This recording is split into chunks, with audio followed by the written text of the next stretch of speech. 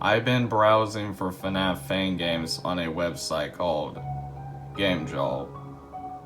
If you don't know what that is, it's a website where, as the website suggests, they have games and other stuff too, arranged by realms, communities, and posts. A lot of these fan games on this website are action, horror, adventure, and of course, fan game based. However, a lot of people seem to tackle the FNAF ones. I'm one of those people. This is where I made the greatest mistake of my entire life. Instead of downloading the game I wanted from GameJolt, I thought it was the smartest idea to download it on a different website. It was like GameJolt, but pretty odd. What was the game I wanted to play? Well, to be exact, there's this specific FNAF fan game that nobody really pays attention to. This game is called Five Nights at Fredbears, which is also on GameJolt. It's like any other FNAF fan game, however it has the style as if the game was made in 2014 or 2015. It's oddly charming, and it makes me think of the good days of Five Nights at Freddy's. I hit the download button and started playing. The file automatically started downloading. I didn't need to unzip a file or anything. The download automatically gave me the game without having to do anything. I opened the game and it gave me a warning about it having flashing lights, jump scares, and loud noises. I continued, and it took me straight to the menu.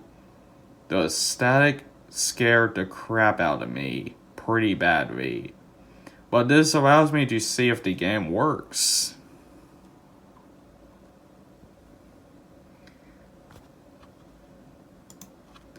One thing I noticed is how prototype Fredbear, the yellow bear for a split second, had his pupils missing. And I screenshotted it to see if what was over his body. There were cracks on the front portions of the face and torso. And it was clear that it was updated at version 4.0, but for some reason the color on the 4 didn't match the 0 and the letter V.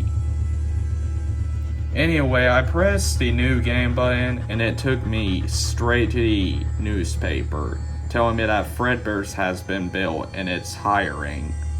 So far, everything seems to be working in normal until I noticed something on the last paragraph of the newspaper.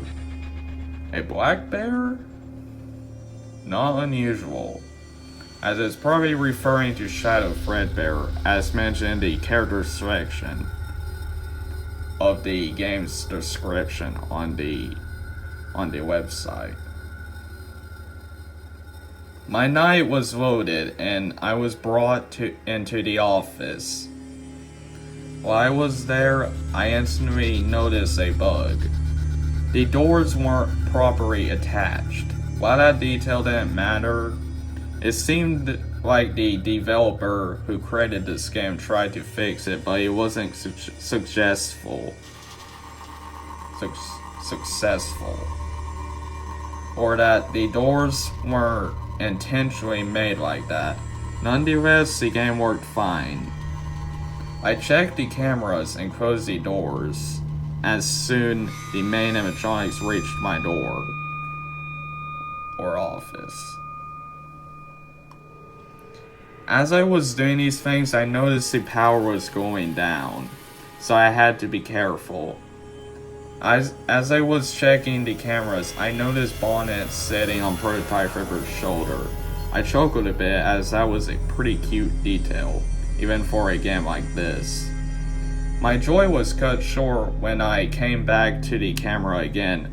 Prototype Fredbear was looking directly at the camera, with his pupils missing.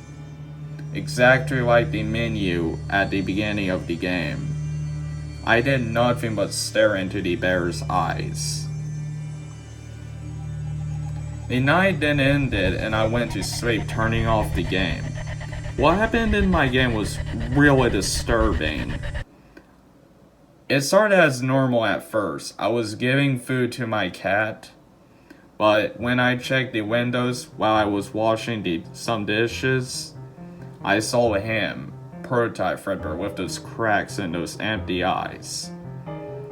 He was just staring at me in the eyes. There's no doubt that this was some sort of hallucination, or some guy being a furry by cosplaying as a animatronic. I washed my face in the sink and he was gone. When I looked back as I went outside, I noticed that the gate was open, swinging back and forth. I immediately ran back inside and noticed my cat was missing. I noticed something that would make me cry and vomit in fear. In my room, in front of my desktop, my cat was laying on the ground, with a chunk of his body missing and bitten off. I got up and went on my phone to call the police, but there was no connection. Even though I swear I remember having good connection. Losing hope and staring at the cat's body, I backed off and there was the giant yellow bear, metal and huge, behind me. I noticed my kitchen knife in his hand, and when I tried to grab it from him, he struck me with the knife and slashed through a wound on my waist. Luckily I woke up, and due to my curiosity, I had to finish this game. I was playing and playing until I got the custom night unlocked. At first, my main goal was to look for the secret character Shadow Fredbear. However, it's not anymore. And I won't even try 20-20-20-20 mode. As before I played this game, I watched a gameplay where Beeman Z, a staff member for the game as of now, and a good friend of the creator of this game, played it and completed the mode. He certainly got a sweet ending though. I won't be getting that ending. I set everybody except for Prototype Fredbear to 0. And Lord, if the game wasn't creepier than it was. Also, one thing I would like to point out, that this ending wasn't present in the real game, the one on the Game Jolt page. If I remember correctly, Wallbit, Bonnet, Spring Bonnie, and the other bear, Spring Freddy, who of which is the killer of the series, Jack Kennedy, weren't turned on. But in this case, they were turned on and started moving. During this, the bathroom camera was turned on. The odd part about this game is the animatronics appearing in places where they shouldn't. While it seemed out of the ordinary, while it didn't seem out of the ordinary.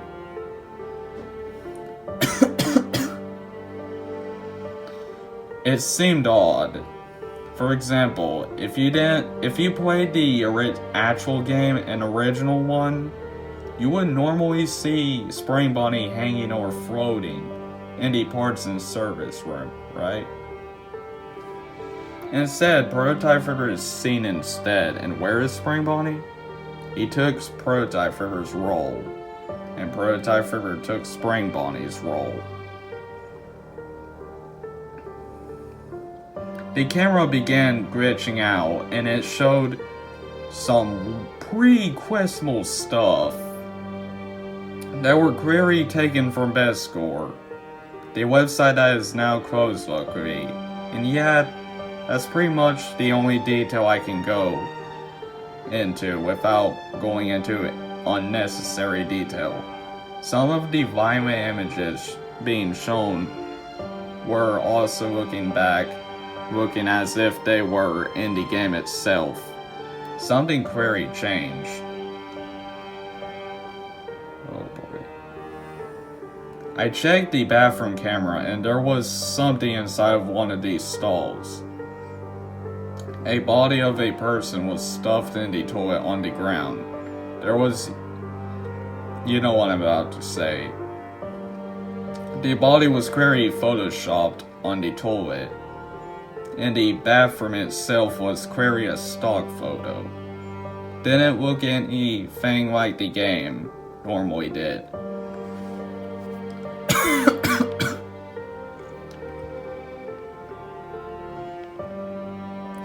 As the game was originally made with Source Filmmaker, a movie-making software published by Valve. I mean, yeah, sure, the other cameras still looked in the same style as the original creator made them. But the animatronic poses were replaced with a different character. Query slapped on the original animatronics in Photoshop. The audio in the background was Query devouring the original ambience, which was taken directly from Five Nights at Wario's Free. The audio was of branches and leaves being crushed, and sounds of grass being stepped on. The audio got closer and closer.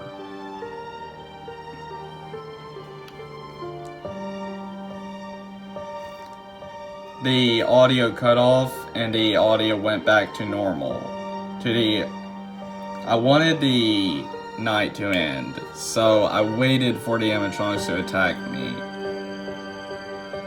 For some reason, the AI got pretty broken, and the animatronics refused to attack. All they were doing were just staring at the cameras and taunting me.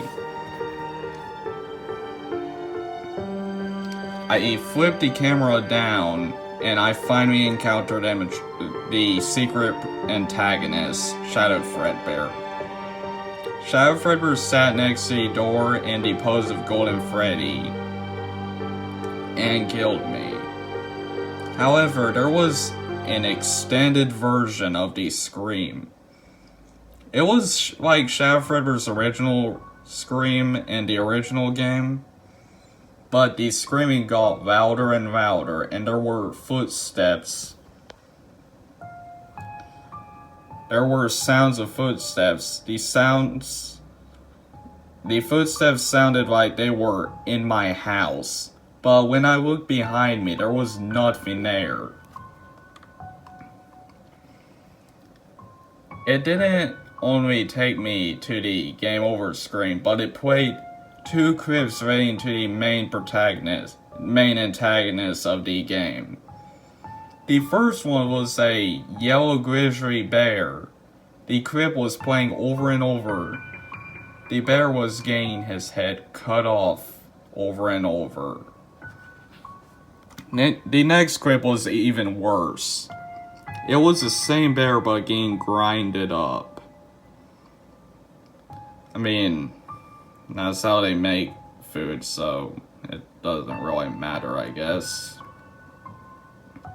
And it ended with a screenshot that never appeared in the game. It was a photo of Prototype for Wallbit and Bonnet and Spring Bonnie staring at the camera. This camera seemed to be unused in the final game. Prototype and Spring Bonnie both had no pupils, and Wallbit's pupils were missing. However, Bonnet seemed normal, luckily. the screen immediately cuts back to the menu.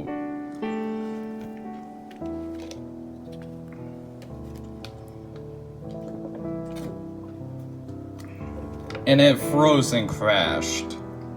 Now after I turned off this game, I was processing and trying to figure out a theory on what happened here. After the creator Joseph the Snail made the game, somebody downloaded the original game, broke into the source file, and started editing the source code, mixing up the AI, and finding photos from gore websites to sneak into the game. Maybe there's a chance that the hacker responsible for these photos might have been the one that snuck the photos into the game. I uninstalled the game, and the nightmares haven't occurred since.